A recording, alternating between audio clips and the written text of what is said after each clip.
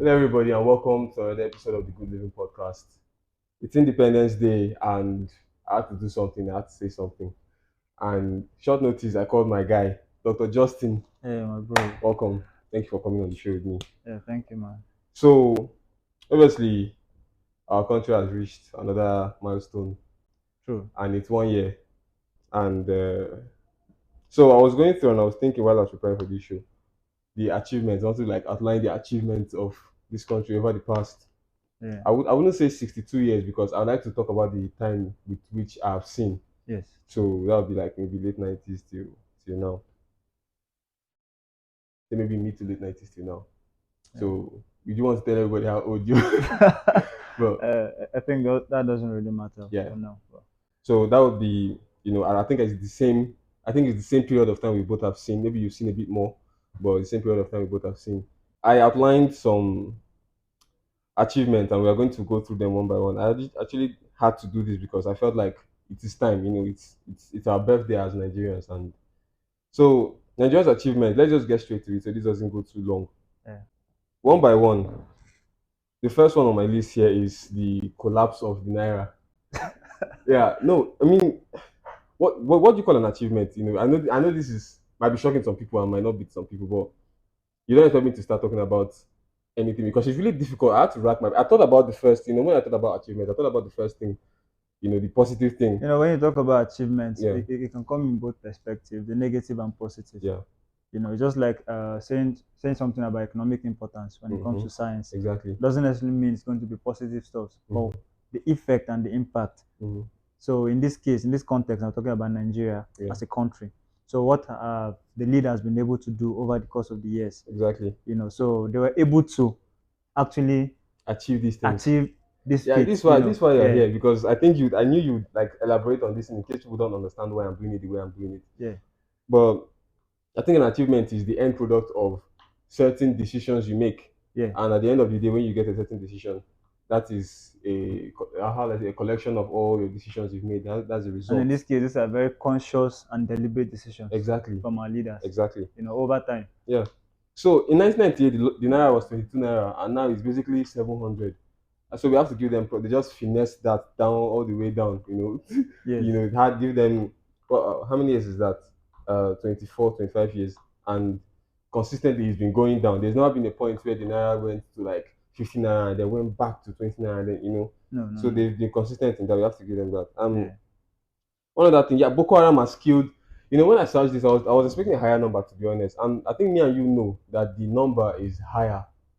It's True. just that True. It's 35K. They said Boko Haram has killed 35,000 Nigerians, and I don't believe it's only 35,000. For me, when I see these figures, the first thing that actually just occurs to me, it's how we genuinely refuse to be sincere people, and I think that's one of our basic challenge and basic problems as a people and as a nation.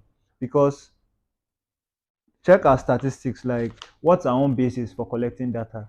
Like if you go to other developed countries, right from birth, they have your accurate data, they know your date of birth, everything, house number and stuff like that. Yeah. It's not like that with us.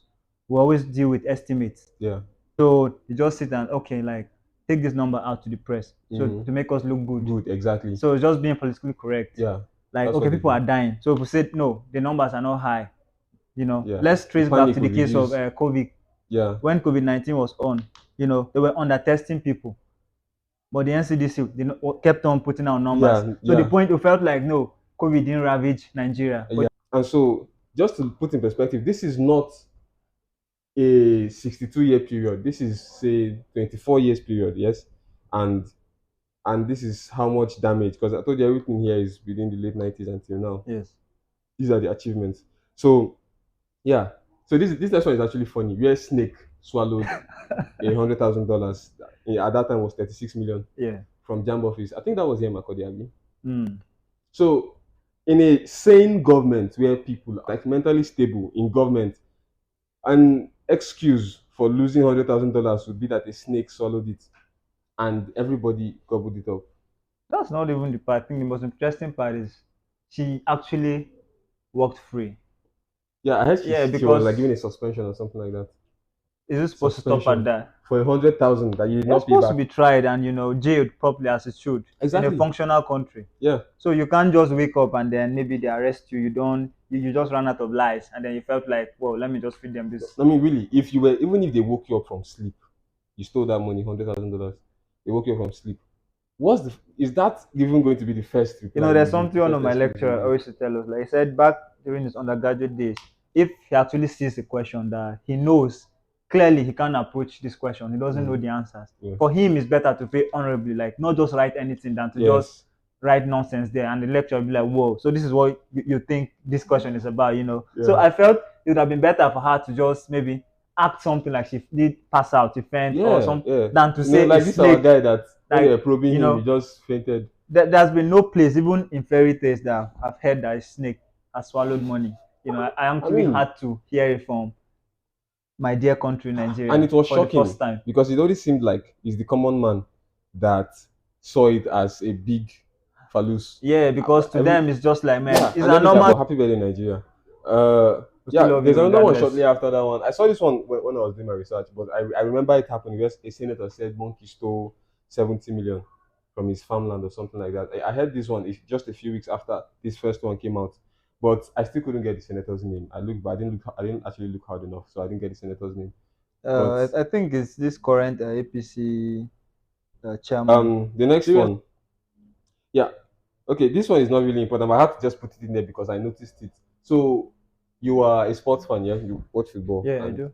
and invariably, if you watch Chelsea and you watch the Premier League, you will be interested when international tournaments are going on. But I noticed that even with time, since when we were younger till now, in sport we've actually deteriorated. Some may refuse and say, okay, but we did win the Nations Cup and we've been to the World Cup once in 2018, right? Yeah, Did you go in 2014? I don't think we went in 2014. I'm not so good with the sport Okay, yeah, but we statistics. didn't go in 2014. We went 2018. Now we've not won any tournament since the 2013 African Nations Cup as a country. And before then, the one that me I can remember would be under 17 World Cup in 2007 or So 8. I feel that's where the motivation is out. So it still has something to do with the poor managing of the country, Yeah. because it's going to affect every facet of this country. There was an interview I saw, with Fred Zaha, Yeah. the footballer. So he was talking about how it was to play for, I think he played for England under 21, so like the lower team, the younger team in England, and then chose to play for Ivory Coast when he came to the senior level. And he said the difference in the quality of or the care the government shows for Yeah. the national tournament. For example, in Ivory Coast, they had to, if they go to for friendlies or even at camp, they share rooms. With England, everybody has their own separate room. You get, and he likes his privacy. Yeah. And he was talking about how Nicolas Pepe used to snore and stuff like that. So I think that's Ivory Coast, and they're better than Nigeria. I think their government is better than Nigeria. At least maybe have larger space or whatever. But you can imagine that Nigeria does that similar level or a lot worse, and they don't even pay players. You know that they've had issues where they've owed Nigerian players, their money. This is football, which is the biggest sport in this country, and there's other sports. There are people who like from this country represent our country in other athletic sports, in races, in tennis and stuff like that. I don't even think they're even recognized by the government. That's what I'm saying. That something happened, I think, late December 2021. Mm-hmm. I actually stumbled across a news about what the government did for certain footballers, the national team. Yeah. The federal housing estate they did for them, or Okay. just appalling. Like you need to see those structures, something that looked like it was something built in the 90s. Mm-hmm. Yes, and And they I'm were talking new, not about a renovated estate or 2021. something It like was a that. new stuff that the government had done to actually honor them. You know, you Like the can government bought the land and erected those and buildings yes, new, they built those and they buildings. were If still you looking tattered. if you look at it, man, it's And these are people that have played at the national I level. don't think any of those players will live Would in that house. There's none that will want to live in that house. Because the point now is where it baffles me most is it's just like if you don't know this thing is good or these how things are supposed to be done, it's a different thing. Yeah. But in this case, they know the standard, they know the Yeah. global Yes, standard, because they've been to places. and for themselves they do very great stuff, but they feel like no, if it's on the stage that you're going to benefit from the Nigerian platform, Yeah. no, let's do something that's substandard. That's We are what they known do. for that. Yeah. So that's what gives them joy. So the next one here is their record-breaking 6 months and 4 months, or was it another 6 month strike in 2012? I think that was the first time ASU became a household name. Yeah. Because I remember my elder sister was in uni then, and she was at home for a very very long time. I think I was in secondary school. I was in boarding school, and I went to school. I was on holiday, went to school, did my entire term, I came back and stayed with her at home. So I remember the strike was long, and there was another one just like shortly after that took the total of that period. They say 1 year strike. They used to call it 1 year strike then. Yeah. People were out of school. And it was a big deal at that I point. think there's one staring right in our face right now. Yeah, no, So we're I getting think to that. we will need to give them the trophy for breaking their own Yeah, record. this one I'm pleasing them because it was record. That was the first one. It was record breaking then. Yes. Although so, I've not searched enough to see if there was more. If there was one that was, like longer So than a year this before current government has actually broken the record of their predecessors. Yeah. So I think let's give them that. Yeah, they're working hard at that, to be honest. They're working really hard. So by You can see the hard work in the effort they are making to resolve this. The level of effort they are making to resolve this one, you see how very much they are deliberate. committed. Yeah. Another thing this government has struggled not struggled, like seamlessly done, is the elimination of the middle class. I'm going to say this here because personal experience, I think a lot of people are going to have um, things to say about this because growing up, a lot of Nigerians were not rich, wealthy, or paupers. We classed ourselves as the middle class because we could afford what we needed and some of the things we wanted. So it was evident then that we were middle class people. But over time, for me, when I grew older, like I would say when I started becoming a man, so maybe when I became 18, 17, it now dipped, you get. And I would say it was when Buhari entered, but shortly before then, still. It just in my own household, from my own personal experience, it dipped. I began to see. I don't know whether it maybe because it happened as at the time when I started opening my eyes as a man to see things. My dad will always tell me like, obviously, man, he's going to leave this world way worse than he met it. And it's not really because of him, but the way things are going. They enjoyed a lot of things that sometimes he looks at us and he feels like, hi, we've been robbed. Like he wish we could actually experience how it was during his youthful days and all. What we're doing but now once you are born into Nigerian society, the instincts is just survival instincts. So now there is no middle class anymore. Now people struggle for what they need. It's just straight like that. The wealthy class. Yeah, and then there's the poor people. All of us are the poor people. Yeah, and then there's the really wealthy people. It's either you're in the A class or you're poor. See, let me make this thing. I want to use some metrics now to hammer on how bad it is now. When somebody is poor, they struggle to get what they need, Abi. Yeah. And the middle class then we're not poor. Because I told you, like I said, they got everything they needed. They had the basics, housing, but now, food, welfare, yeah, schools. You can school wherever you want, travel. Let's not even go there. Like now you can't even travel, doesn't have enough. And there are some that don't even have the food to eat. No, that's true. Now they sell yams in pieces. Before it was tubers. When I first heard it, I was shocked. Like you now go to the market to buy yam in pieces, raw. It's that bad. All right. The next one is the recession. Now, I don't think ever in history before that, was it 2015, 2014 period, we had ever experienced anything like that as a country at that time. And people try to say that statistically we are out of recession. Yeah. But I think we are worse off now than we were then. The economists to argue that to say we're getting out of recession. Yeah, there's statistics, according to them to say that okay, whatever they're calculating, now we have exited recession. But if you look at it, because me, I like to look at life as what you're seeing day to day. Yeah. Right. The common man, what is he experiencing? Is he experiencing a life where he's out of recession or a life where he's still deeper into recession? And I think the latter is the answer. Yeah. And so we are still in recession, according to me on this podcast. We're still in recession. And that has happened after we got our independence, while we have allowed ourselves to run ourselves as a country. I just think one of our basic problems is that we've consistently produced leaders without vision and foresight. So it's just like you're experiencing a boom in a particular thing that actually generates revenue for you. And then you're like, whoa, this is just great. Let me enjoy. Let me live in the moment. Not thinking about making future plans that if this thing stops coming in this way, how am I going to stay afloat? Yeah. So that's where we found ourselves. So our leaders then were just whining and dining with the oil boom, Yeah, quadrupling prices and all of exactly. those things. So they felt like, man, it's going to be all rosy. And then when the decline started coming in, they never planned for it. Yeah. They never envisaged this thing was going to happen because they lacked This foresight. afternoon, I saw something that happened, and should I say it's off the grid, but I'll just share because it's in this context. Mm. Some BIRS guys, those are the tax guys here in Yeah. Nigeria, and the federal is FIRS, Yeah. Federal Inland Revenue Services, and Mm. all of those. So they came to receive tax from one business guy that has a cold room that sells ice fish. Okay. Yeah. So they received well over 100K from the guy as Really? task. Yes. And they said, the director, in his words, said he's not going to issue the guy a receipt now. By early January next year, that's 2023, he'll come and give the guy the receipt. And Well, then, right in the guy's presence, mm. he was not sharing the money amongst his colleagues, like, you take this one, you take this one. So I just sighed and I was like, it was Just sad. tell them straight, you don't have cash. You are going to make a transfer to them. Okay, so use your ATM card without the POS. Please, Mhm. I don't have a credit card. Yeah. So I will just make a transfer to you. It's going to be smooth. Don't worry. Yeah. So when you do the transfer, the description should be Your receipt tax. is there. Yeah. That's where you generate your receipt. So when you want to make a case, because another people can lead a new delegation and come to your shop tomorrow and still have this ID card because they're authentic staffs Yeah. with the ministry. So when they come and you're like, I paid, who did Yeah, you you don't pay have to? any What's your evidence.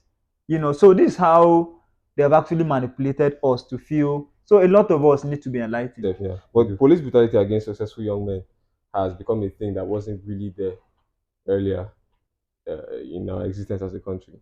And now, over the last 4 or 5 years, it's been heavy. Yeah. It's literally Really intense. before the enters movement. It was literally a case of if you look good as a young person, you're a target. Like it was literally there was. It's not. This is not a metaphor. It was Yeah. literally the case where if you look good as a young person, You're a threat, yeah, you're a threat to the and you're a police, and then suspect. yeah, exactly. So that's something abysmal that has happened while all these other things are happening. Remember, a lot of these things that we talked about here are concurrent. There's still Boko Haram, there's still recession, there's still all these other issues we're talking about here. Our sports team are still doing terribly. So, these are the issues we are living through. And let me know in the comments if there's anyone that I'm skipping or that I've not mentioned here because I know there's still a lot of them. And but have you personally experienced anything like that before? Yeah, I think sometimes last year in Abuja, Okay. yeah, we were just going out to drop some friends off. They were supposed to travel. I was with you in So that car. ahead. Look at So you see, that. you see, Would so you look at that? the whole experience was just predetermined, and it's just like Yeah.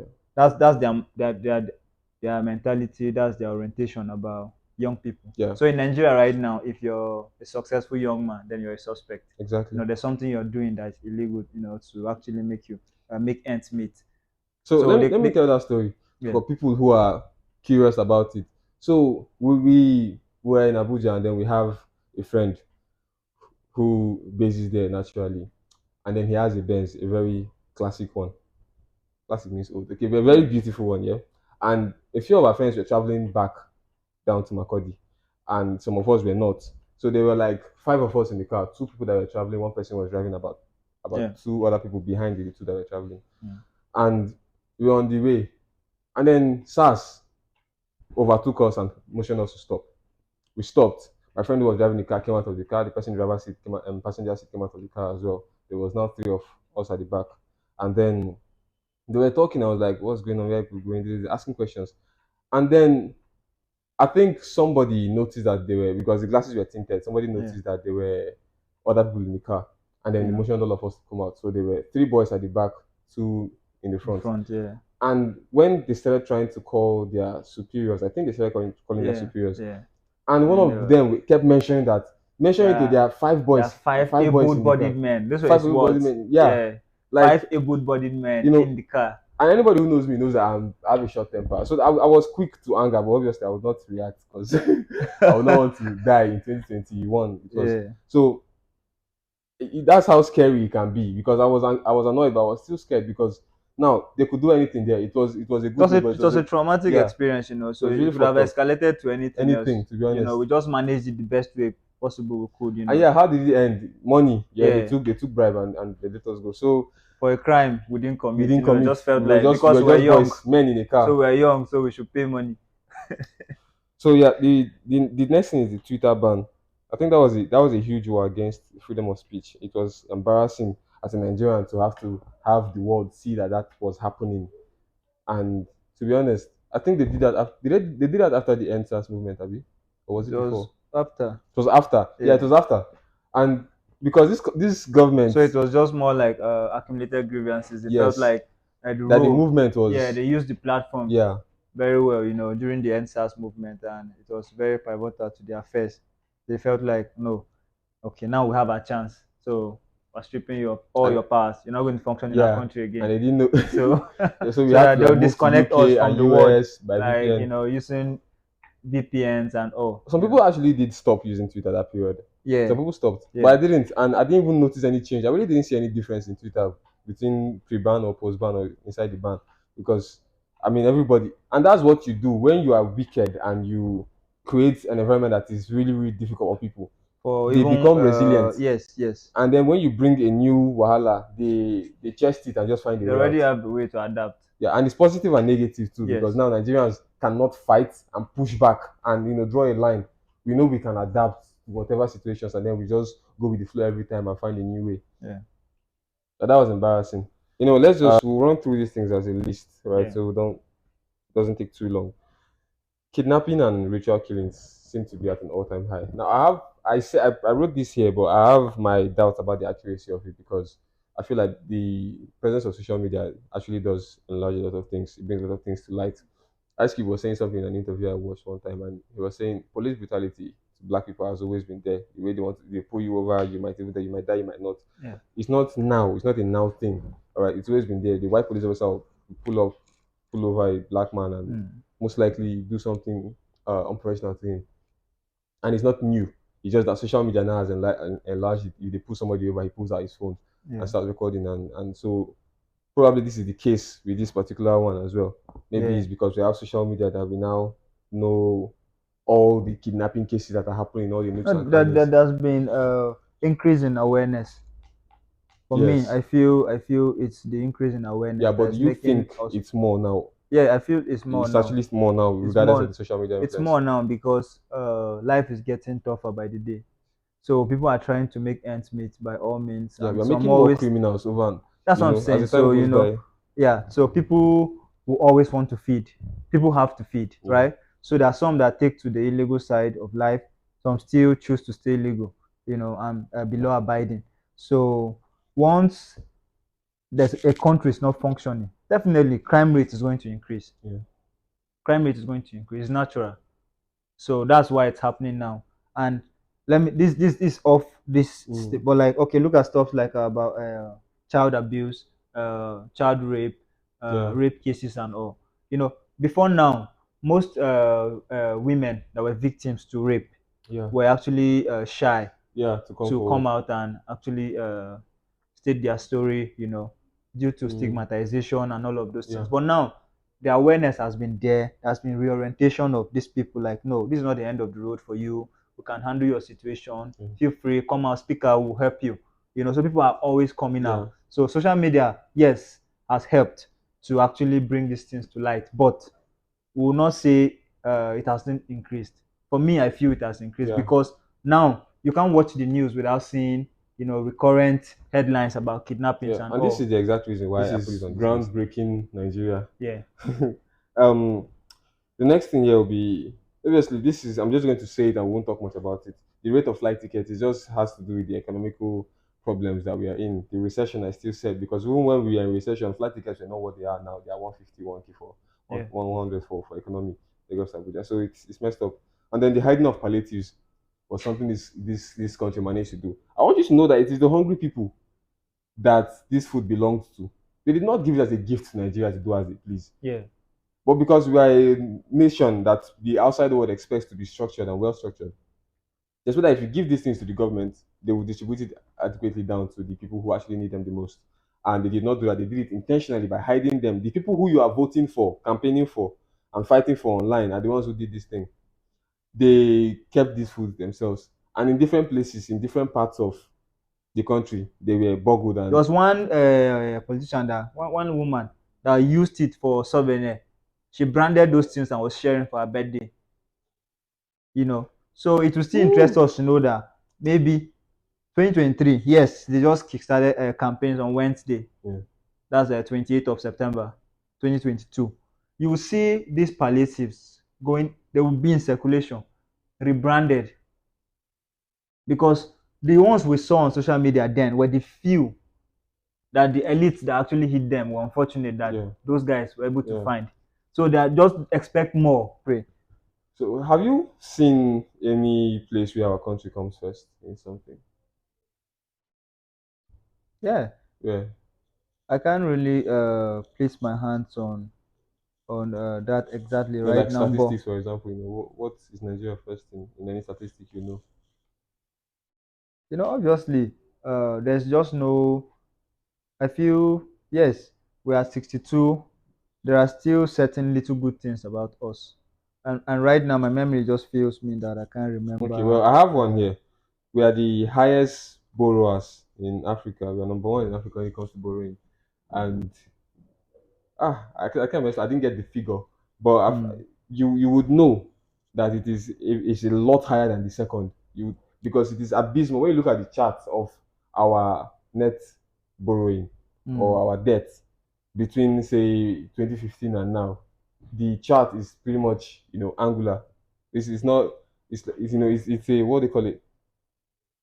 It's a surge. It's really, I can't find the exact word I wanted to use, yeah. but that's how high it is between now and then. And so that's something else that we've managed to do as a country on our 62nd birthday. Yeah. And So the at this sad thing is point, how these funds are being managed. When we assess these loans, how do we mm, manage them? What do we use them to them do? for, I If think, you are borrowing to invest, we hope that when the returns begin to come, you will mm, service the loans, yeah, right? But that's not what they do. They borrow these monies, they come and they loot. that is the point. They use our sufferings. They use our They, suffering yeah, as a point to get money it's like the for collateral. So they yeah. take it like, man, this is why you need to give us Yeah, this you need to loan. give us money. They say, People are well, suffering, and then you take it, and then you just like share it among amongst themselves. themselves, and it continues. So it's like a circle. It just keeps going around. So, well, the last point I have here now is we are about to break the record now for longest strike because this one has been on since February, I guess. Yeah, February or 14th March. February. Really? Yeah, February 14th. So Yeah, I'm very accurate with the date because it was significant for you. yeah, so So you see, and it does not look like we are going to end strike. I mean, they've ordered anytime them to soon. go to school, right? Yeah. But the students will not go to school. So what? Then they took them to industrial court. The first time ever I'm seeing this one Yeah. happening with ASU. I watched one skit just last week that he was Mm, saying if the present government, that's then he was criticizing good Goodluck luck. Jonathan, Yeah. the administration. So he Mm. was like doing his politics. He was saying if it was a serious government, they would have actually assessed money to service this thing, do all of these things, and all. I just laughed. So that's the beauty of social media. Yeah. It doesn't Whatever forget. you say is there. They will always bring it back. So right now, this is the first time Nigeria has actually hit the milestone of 7 months ASU strike. First in history, it has never happened before. 7 months and counting because we started in February. Yeah. This is first We are basically October October. Yeah. 2022. So if we are talking about our independence today and we're still battling ASU strike for something that an agreement that was entered in 2009. Now it's interesting to know that this agreement has been renegotiated owing to the current inflation. So they're trying to say, okay, what used to be the value of this thing Mm. years back is not like this again. Okay, we were hoping this is what we were hoping, or this was the channel we were hoping to get this money and Yeah. service the educational sector. But now things have changed. So the professors too said, okay, we are learned people, we understand the global changes. Mm. So now if you say this, we'll be considerate. So they had to Yeah. renegotiate.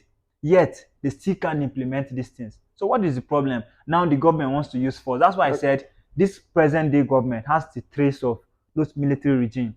Because everything they don't want to go democratically, they just feel like let's Yeah. use force, let's Yeah. use force. Force. And Exactly. force doesn't do the magic, it doesn't do the trick. I recall when they had a meeting with vice chancellors and pro chancellors Mm. that you're going to they appealed to them and told them to tell people like they should go back and open schools. So there was a self universities were never Instruct. closed. They were never closed. Who closed universities?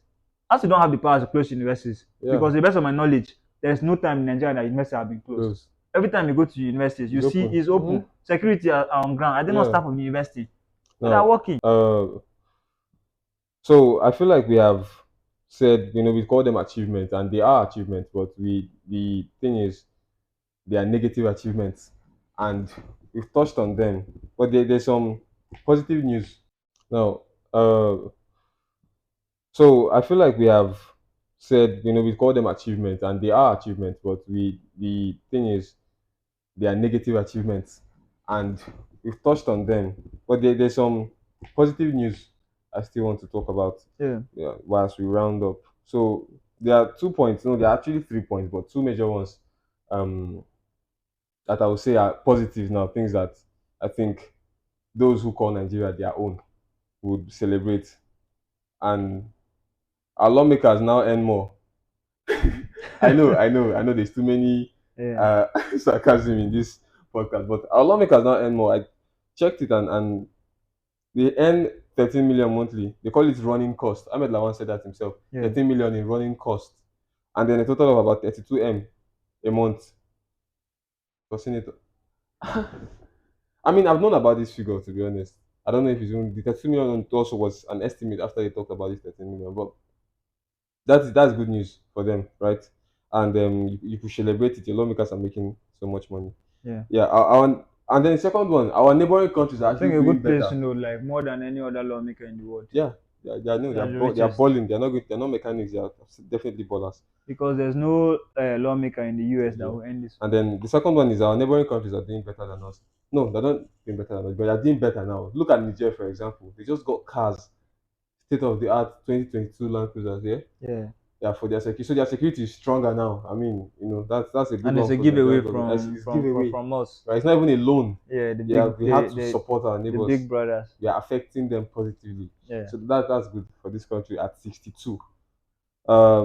Yeah. So thank you very much for coming. Thank you, brother. I really appreciate your presence here. And there's one last one that, as a positive, which to be honest, I would say is the only positive for you and me.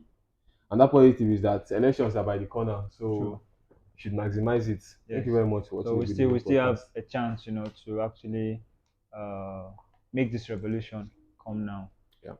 And this time around, not by just hovering on the streets, but through the ballot. Yeah. So you should vote. Make an informed decision, vote wisely. Thank you very much for watching and listening. So we'll see you in the next episode. This episode is proudly brought to you by Urban Wash and Topside Game Night.